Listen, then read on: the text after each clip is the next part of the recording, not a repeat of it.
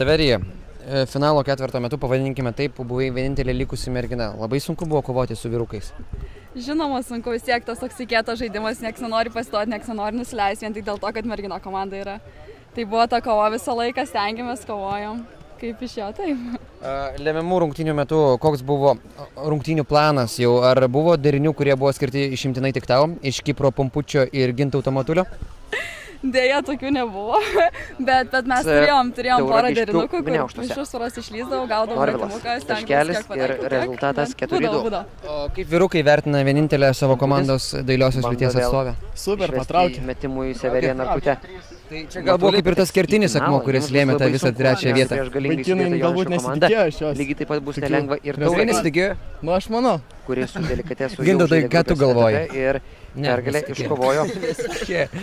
Supratau, o kokios mintis buvo prieš turnyrą čia va, Palangoje? Tikėjotės iškovoti medalius, gal pirmą vietą galvoti? Išveda. Aš tai iš jūsų atvykau, komandos nelabai pažinojau, pamačiau, galvoju, nu įmusim kažką, vis tiek kovosim iki galo. Duoti kiek įmanoma daugiau. Erdvės metimų į Narkutį, o jeigu nenorėjom kilti aukščiau. Niekad nenorit kilti aukščiau? Man, stabilus. Norim. O čia mažoji sirgali, taip? Taip. Labas. Ateityje duos daugiau interviu. Tai ką, ačiū mėlyjei. Žiliūnai, aš tikiu, kad Joniškio komanda prieš turnyrą galvoja tik apie pirmą vietą. Tai taip, kitaip niekaip. Kitaip nebuvo, ne? Antras kartas turėjo pavykti. O pirmas buvo koksai? Takuoja tiksliai. Finalo ketvirtas. Finalo ketvirtas, galvoju, gal ir pernai kažką panašaus dalyvau. Delikatesas komandos draugus. Pats pirmą kartą dalyvauju va tokio pobūdžio krepšinio turnyre. Jis yra Tauragės komandos mintis. Petraitis. Sunku ant smėlio, aikštelį, ant parketo lakstyti.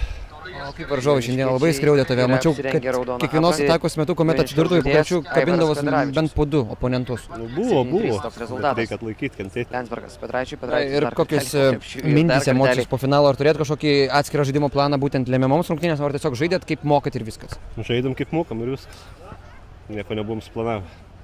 Dar kartelį su pergalė. Dėkui.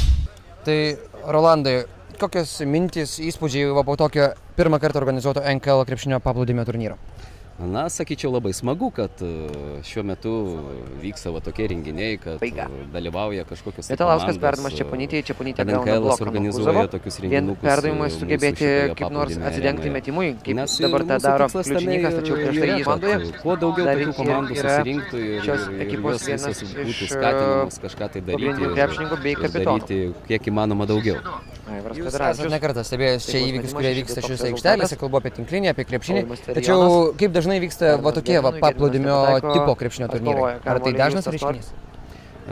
Su paplūdimio krepšiniu yra truputį nekokie reikalai. Yra mažokai, jūs sakyčiau. Šią vasarą galbūt tai yra toksai vienintelis reikšmingesnis įvykis mūsų aikštelėse. Aišku, norėtųsi tokių dalykų dažniau, bet, matyt, čia priklauso daugiau ir nuo organizatorių, nuo rėmėjų, nuo jų palaikymo, galbūt iš tos pusės dar yra kažkokia tai problema. Tai gal NKL duotas pavyzdys bus kaip ir paskata kitoms lygoms arba kitiems organizatoriams? Manyčiau, kad taip. Visada kažkokia tai iniciatyva yra kaip precedentas visiems kitiem įvykiam būsimiem. Ačiū labai.